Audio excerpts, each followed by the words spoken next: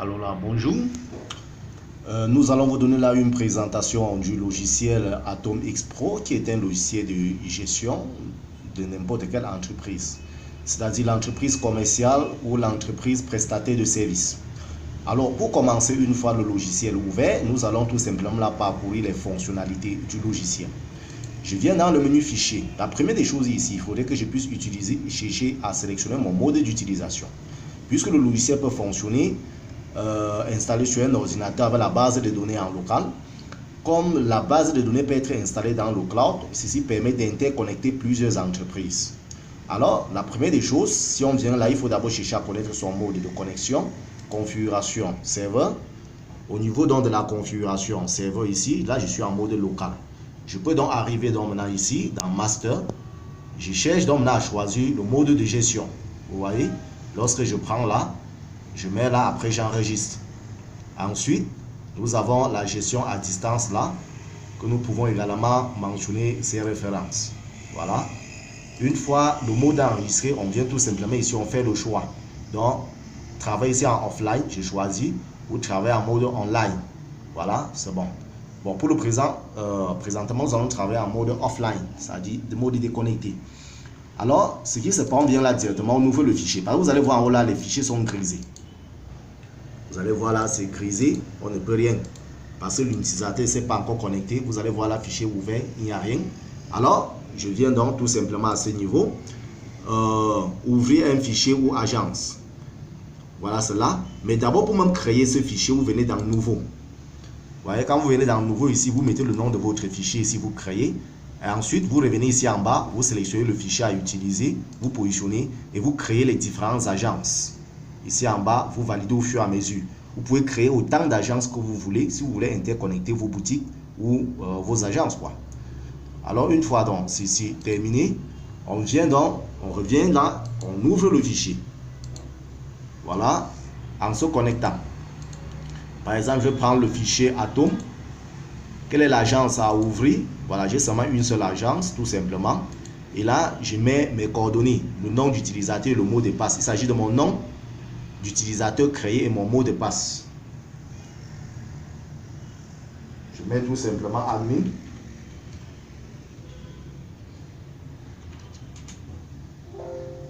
Voilà. Le fichier est ouvert. Voilà, présentement en haut là, vous allez voir là, c'est déverrouillé.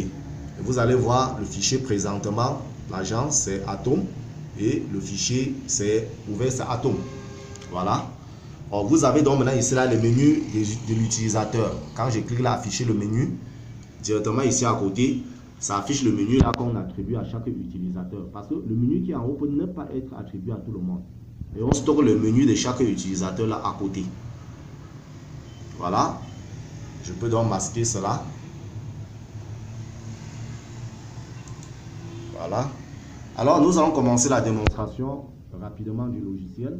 Ici, il ne s'agit pas d'utiliser le logiciel, mais de parcourir les fonctionnalités que vous puissiez voir. Alors, à ce niveau, premièrement, nous avons le menu paramètres. Vous voyez, le menu paramètres doit permettre là de créer, puisque d'abord, d'entrée de jeu, le logiciel va permettre là de gérer les achats. Vous voyez? Et dans les achats, nous avons les commandes, les enregistrements des achats, les livraisons reçues et autres, les devis. Vous avez la gestion de stock. Après avoir acheté un stock. Et dans la gestion de stock, voilà tout ce qui entre dans la gestion de stock. Jusqu'au niveau de la consignation et traitement des emballages. Ça, c'est pour la gestion des dépôts de boissons. Vous avez ici la gestion des ventes. Parce qu'après avoir stocké, il faut vendre. Vous avez toutes les opérations qui entrent dans le processus de vente. Ensuite, vous avez la comptabilité de caisse. Parce qu'après avoir vendu, il faut gérer la caisse, il faut encaisser. Et dans la comptabilité de caisse, vous avez tout le processus de gestion des trésoreries. C'est-à-dire l'encaissement, décaissement, les caisses, la banque, les relevés bancaires, les versements bancaires, la gestion des dettes, des créances et tout le reste là. Ici, vous avez la production. Pour les entreprises de transformation, vous pouvez donc maintenant planifier ici votre production de test sur le logiciel vous permet automatiquement de calculer le coût de production unitaire de ce que vous transformez. Ceci vous permet là de procéder à la prise de décision en fixant les prix de vente des produits transformés plus facilement. Voilà, ensuite vous avez là la gestion des ressources humaines.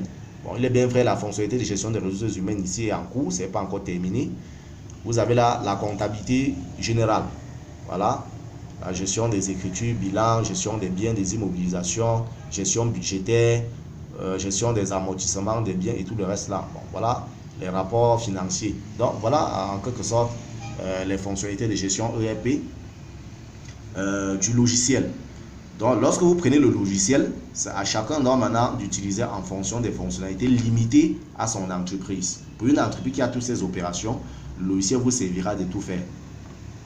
En une place, quoi. Vous n'avez pas besoin d'avoir les différentes fonctionnalités dispersées par programme. Non, vous avez tout ça réuni au sein d'un même logiciel. Alors, pour la création des articles, je viens tout simplement là, vous allez voir là, je crée les différents articles. La création des articles ici permet de regrouper la famille d'articles. La création de la famille d'articles permet de regrouper tous les articles que nous allons créer. Ceci permettra dans les achats et dans les ventes de pouvoir ressortir les statistiques par famille ou par catégorie. Ensuite là, nous avons la création même des articles. Vous voyez? Là, nous remplissons et nous complétons les informations tout simplement liées à nos articles. Nous les enregistrons. Vous voyez? Une fois les articles créés, à partir d'un article, on peut vérifier son état de stock. Vous allez voir ici, il n'y a pas le stock. Si je reviens là, je clique, vous allez voir ici. Vous voyez l'état de stock et l'endroit où ça se trouve. Vous voyez un peu. Ensuite, nous allons voir comment créer les tiers. Voilà la création des tiers, clients, fournisseurs, associés, membres, ainsi de suite. Voilà les types, commissionnaires, représentants. Là, vous les créez. Vous voyez? Voilà le dépôt de stockage de tous ces gens-là que vous créez. Et à partir d'un tiers ici, on peut contrôler ses factures. Vous voyez? On peut arriver ici, on contrôle les différentes factures de chaque client ou de fournisseur, ou chaque fournisseur. Vous voyez? Quand je clique sur ce fournisseur, ça m'envoie son facturier. Voilà l'ensemble de ces factures dans son facturier qu'on peut contrôler à partir d'ici. Vous voyez? Si je clique là, voilà. Voilà sa facture. Si je clique là, au fur et à mesure, vous voyez là, voilà la facture. Alors ensuite, nous allons passer. Et en ce qui concerne, pour avancer directement avec les tiers, qu'est-ce qu'on peut gérer sur les tiers? On peut gérer la commission des tiers. Il y a des entreprises qui payent parfois les clients ou certains en fonction de la commission. Donc je peux arriver ici là, je choisis un tiers, client Tamo par exemple, je mets la commission. Il est rémunéré sur quel article qui vend chez nous. Si il vend, je prends peut-être le fait de 12. Quel est le taux de commission sur ces ventes? Alors je mets le taux de commission même 2%. Voilà, j'enregistre. C'est tout. Une fois que j'ai enregistré, ça me permet donc là à chaque fois lorsqu'il va effectuer donc maintenant les ventes de fait en achetant chez nous, à la fin ça va permettre de connaître ce qu'il a pris chez nous au total et calculer sa commission automatiquement. Voilà. Ensuite nous avons la gestion des tarifs aussi clients. On peut fixer les tarifs de certains clients là, de telle sorte qu'au moment de vente qu'on puisse savoir exactement quelle est leur catégorie tarifaire. Ensuite, nous avons la gestion des consignations des emballages. À partir d'ici, on peut connaître exactement la quantité des emballages que le client possède chez lui, que nous lui avons donné. Là, c'est pour les entreprises faisant dans les consignations comme la gestion des dépôts de boissons. Ensuite, là, nous avons la création des dépôts. La création des dépôts ici nous permet tout simplement là de créer les dépôts où nous allons stocker les marchandises, de telle sorte qu'on puisse contrôler l'état de stock par dépôt. Voilà, ensuite nous avons la création. Voilà, nous avons les rayons, la création des cartes de crédit. Voilà, les conditionnements, la gestion des bases comptables. Ici, nous avons le plan comptable intégré WADA, vous voyez, permettant de générer les états financiers. Nous avons le plan comptable à créer, que nous-mêmes nous créons dans notre entreprise. Nous avons ici les codes journaux. Vous avez là les codes journaux qu'il faut créer. Voilà. Pour passer les écritures comptables. Ensuite, vous avez là, voilà, créer code de taxes, rattacher, créer plan analytique, les postes budgétaires, créer les lieux d'immobilisation, créer les familles d'immobilisation. Ça, c'est pour la gestion des biens pour les entreprises qui possèdent des biens. Voilà, nous avons ici la gestion des achats. La première des choses que nous faisons au niveau des achats, il faut passer la commande. Donc vous arrivez ici, vous avez là le document des commandes. Voilà. Vous pouvez enregistrer en bas là, enregistrer une nouvelle commande. Vous voyez, en bas là, vous pouvez ouvrir là, enregistrer une nouvelle commande. Voilà donc maintenant le formulaire pour enregistrer la commande. Une fois la commande enregistrée, vous pouvez générer donc maintenant ici un bon de commande, tout simplement. Par exemple, par rapport à ce qui est enregistré ici, ceci doit simuler notre bon de commande que nous allons envoyer, soit via WhatsApp, ou en physique, ou via mail, auprès de notre fournisseur pour solliciter les articles dont nous avons besoin. Voilà. Nous avons là notre bon de commande. Vous voyez, voilà un bon de commande vide. Vous voyez. Ensuite, nous avons l'enregistrement des achats. Une fois ceci commandé, on peut venir là. Vous avez le dossier des facturiers d'achat là. Donc on peut enregistrer encore les achats en cliquant là. Lorsque vous cliquez ici, automatiquement vous avez les différents achats que vous avez enregistrés, tout en indiquant le dépôt où cela doit être envoyé. Parce que quand vous enregistrez les achats, automatiquement ça renvoie ceci en stock. Ensuite, vous avez là la partie l'enregistrement de la livraison reçue. Ensuite, vous avez l'enregistrement des devis ou proforma. Par la suite, vous avez la saisie, accusé, réception. Et vous avez les rapports ici de gestion des achats. Vous voyez, vous avez vos rapports là de gestion des achats en fonction des critères.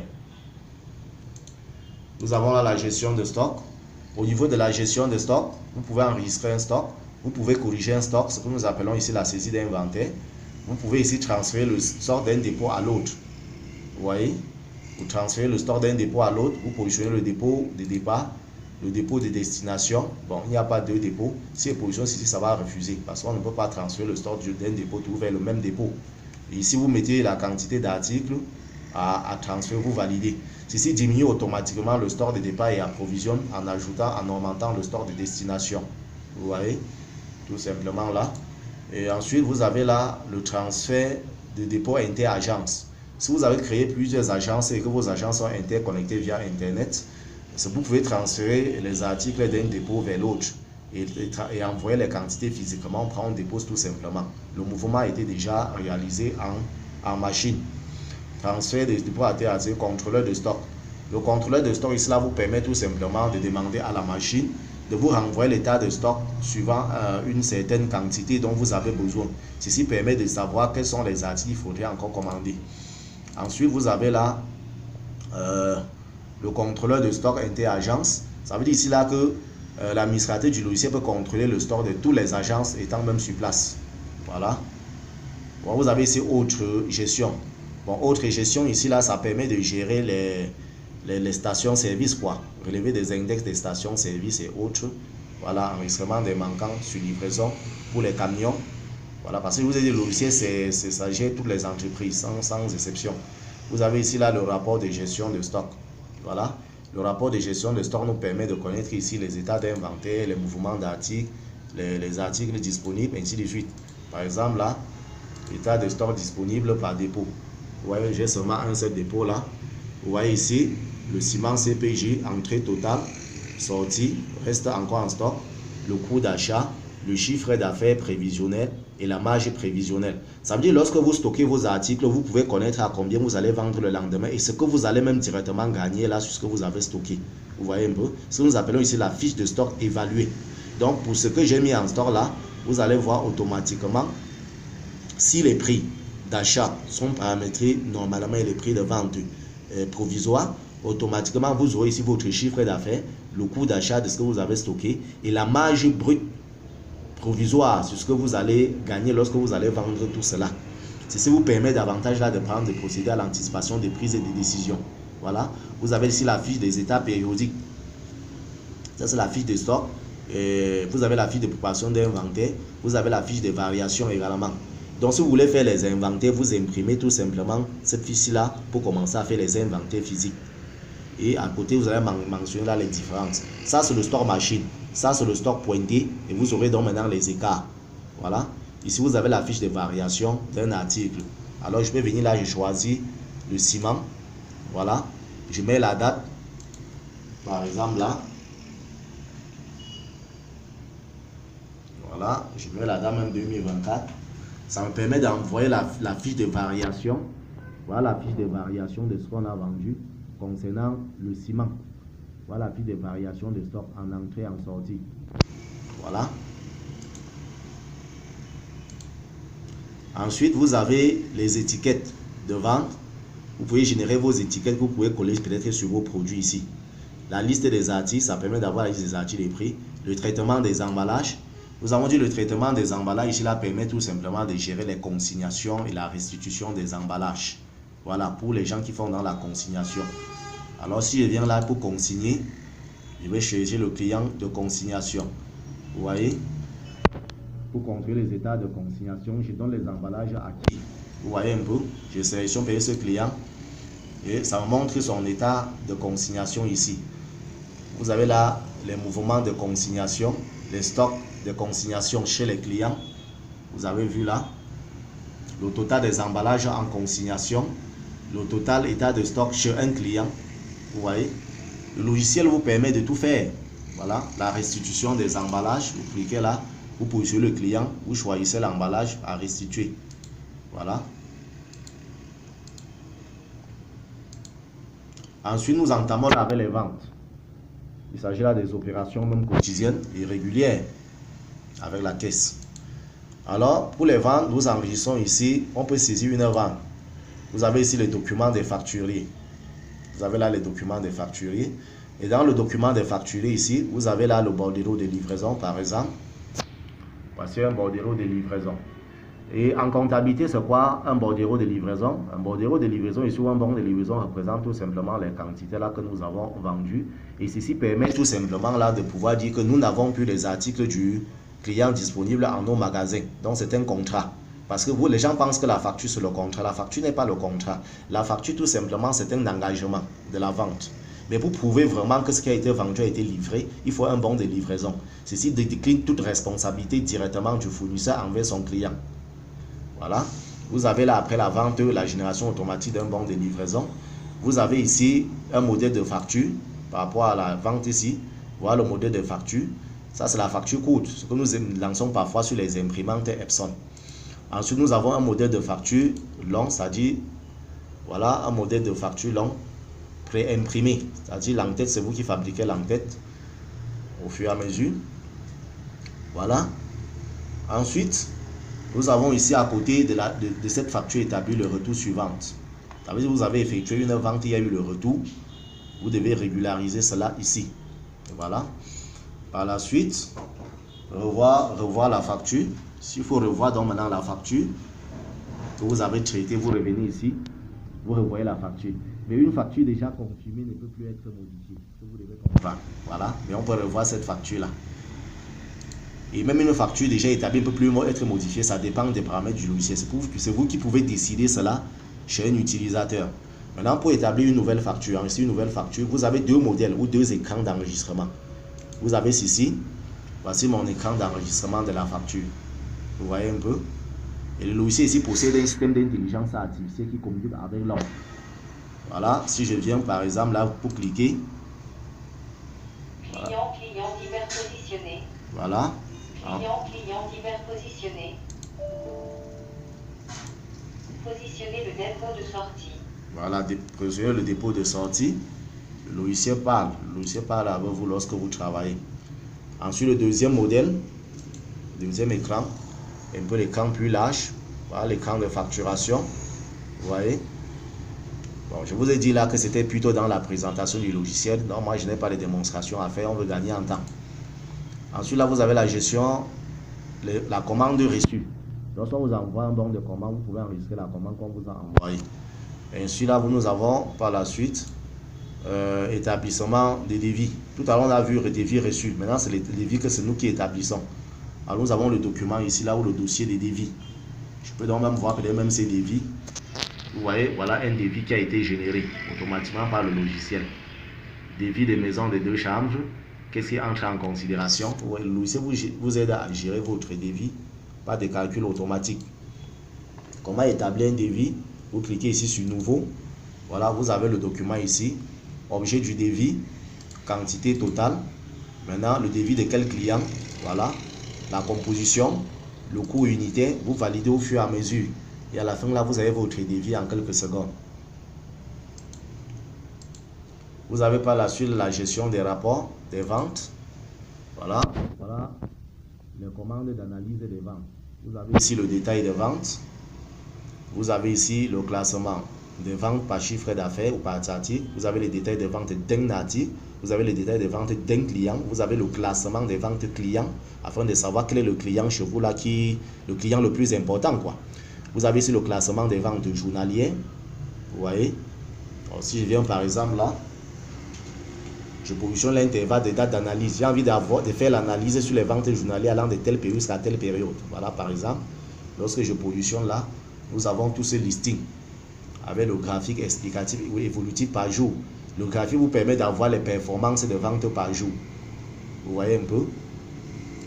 Voilà, il en est de même pour les autres. Vous avez ici là le relevé des factures de vente. Vous avez les détails de vente par famille. Vous avez les détails des marges brutes pour chaque vente. Ce qui est aussi très important. Quand vous vendez, il faut connaître le profit. Synthèse de marge par article. Si j'ouvre là automatiquement, vous allez voir le classement. Vous voyez là que le fait de 8 me rapporte plus que les autres. Voilà le classement jusqu'au dernier. Vous voyez les autres, on a vendu à perte.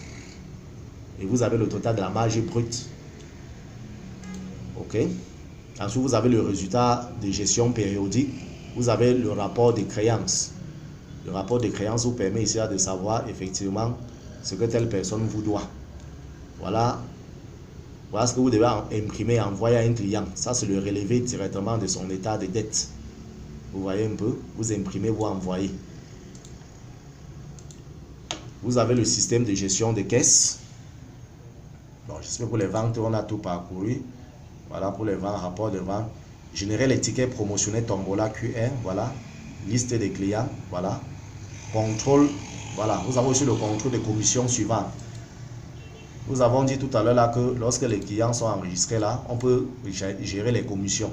Maintenant, vous avez vous décidé comment vous voulez donc maintenant avoir le montant de la commission à payer à chacun. Si la commission est sur la vente, vous prenez la vente. Si la commission est sur ce que vous avez gagné, c'est-à-dire la marge, puis vous sélectionnez. Et lorsque vous allez donc maintenant générer, par exemple là, vous prenez pour un client, ça vous permet de savoir quelle est la commission que ceci a généré. Bon, ici, nous n'avons rien traité comme opération. Ça devait donc maintenant renvoyer les opérations de la commission générée. Donc, certes, nous avons traité des opérations, mais sauf que la commission que nous générons ne cadre pas avec l'intervalle des dates que nous avons sollicité. Vous avez ici la gestion des caisses. Ici, il faut d'abord créer le coffre-fort, c'est-à-dire les différentes caisses. Ensuite, il faut créer les libellés de caisse. Vous voyez, achat, sel, achat, farine, ration des employés, tous ces trucs-là. C'est pour en faire la comptabilité de caisse. Nous avons l'ouverture de caisse. Au niveau de l'ouverture de caisse ici, on enregistre les encaissements et les décaissements.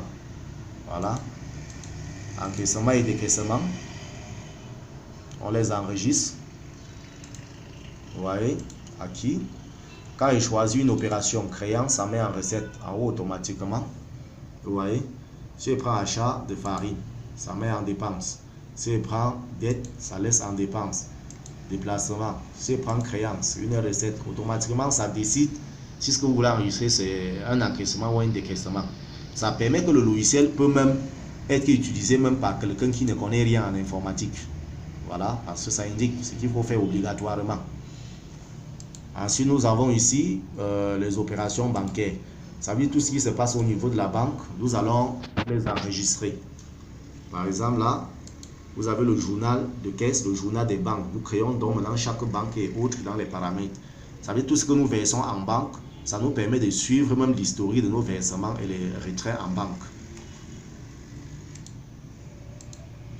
Voilà. Ensuite, là, vous avez l'enregistrement des dettes et créances. Vous avez le recouvrement des dettes. Vous avez ici enregistré les ordres de paiement.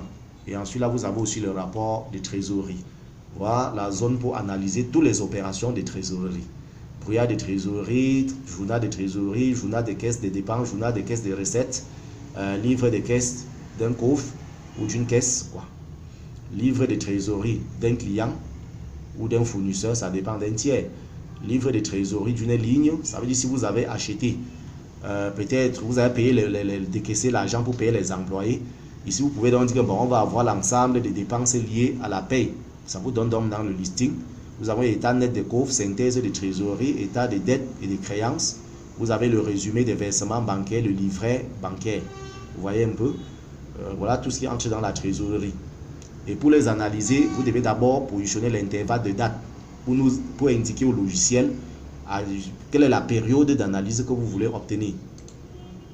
Voilà. Vous avez la production. Là, c'est pour les entreprises faisant dans la transformation. Ici, donc, vous avez d'abord à créer les produits à fabriquer.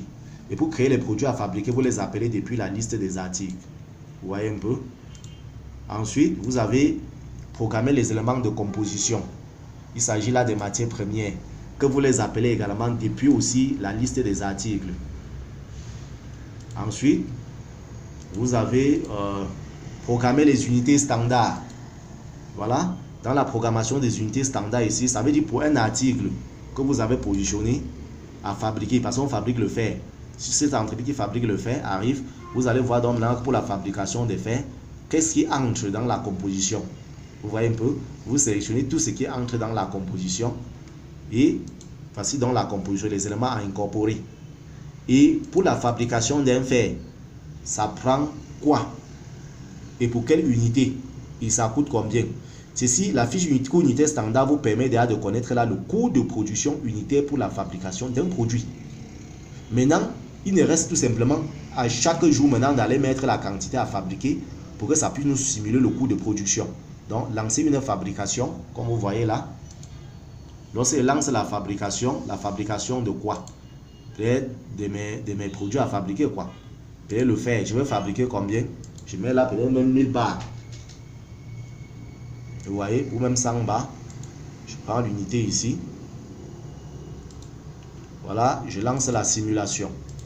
Vous voulez vous lancer la fabrication pour ce produit. Voilà, il me demande si je vais lancer la fabrication. J'ai dit oui. Voilà, simulation effectuée avec succès. Simulation terminée avec succès. Veuillez transférer ces produits en stock. Voilà, terminé. Voilà les différentes quantités de matières premières. Alors, qu'est-ce que je fais? Une fois ceci terminé, je vais donc maintenant envoyer donc maintenant le produit en stock. En envoyant donc maintenant le produit en stock, ça va diminuer automatiquement le stock des matières premières et à augmenter également le stock des fer. C'est automatique. Je viens là, je clique sur transfert. Comme vous voyez, je vais cliquer sur envoyer en stock. Ça me dit, voulez-vous transférer ce produit fabriqué en stock? Voilà, voilà, voilà. Je dis oui. Voilà, transfert effectué avec succès. Ce produit fabriqué a été transféré en stock pour distribution et les stocks des matières ont été réduits. Voilà, mon système d'intelligence artificielle me donne les recommandations réalisées par le bot. Je ne sais pas si vous écoutez ce voice là. C'est parce que le haut-parleur est un peu reculé directement de la caméra qui filme actuellement. Et vous avez ici en bas la quantité que vous avez fabriquée. Voilà le coût de production unitaire. Vous voyez un peu? Voilà le coût de production. Ça c'est total et ça c'est unitaire. Voilà, vous pouvez donc maintenant ici imprimer votre bon de fabrication, votre fiche de production, votre fiche d'évaluation des coûts. Vous voyez un peu? Ensuite, vous avez la partie pour les ressources humaines. Je vous ai dit ceci en cours. Voilà, ceci en cours. Fixer la base des salaires. Voilà, fixer ainsi de suite les retenues variables, ainsi de suite. Voilà, traitement des salaires et tout. La gestion des carrières. Vous avez tout là. Ce n'est pas encore opérationnel à 100%. Ensuite, là, vous avez la comptabilité. Pour la comptabilité ici, vous pouvez donc enregistrer vos différentes écritures comptables. Voilà. Le journal de février. Vous ouvrez le journal de caisse. Et dans le journal de caisse, ici, vous passez vos écritures comptables. Bon, ceci ne peut être effectué si vous avez un comptable dans votre entreprise. Si vous n'avez pas de comptable dans l'entreprise, Vous devez donc maintenant plutôt utiliser la comptabilité de caisse. Même n'importe qui peut utiliser sa comptabilité de caisse. Voilà les opérations de la comptabilité que vous avez.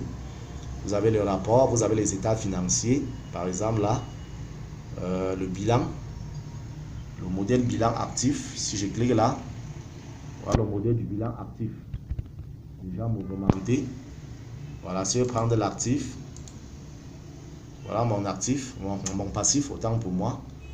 Vous voyez, si je prends le compte d'exploitation, le compte de résultats, directement vous avez votre compte de résultats là. Donc voilà d'une manière générale présenté, d'une manière résumée, présenter le logiciel de gestion globale. Donc ceci vous aide dans l'entreprise à tout faire et d'une manière très simple, pas compliquée, parce qu'il y a plusieurs paramètres qui ont été déjà automatisés pour faciliter la tâche. Merci.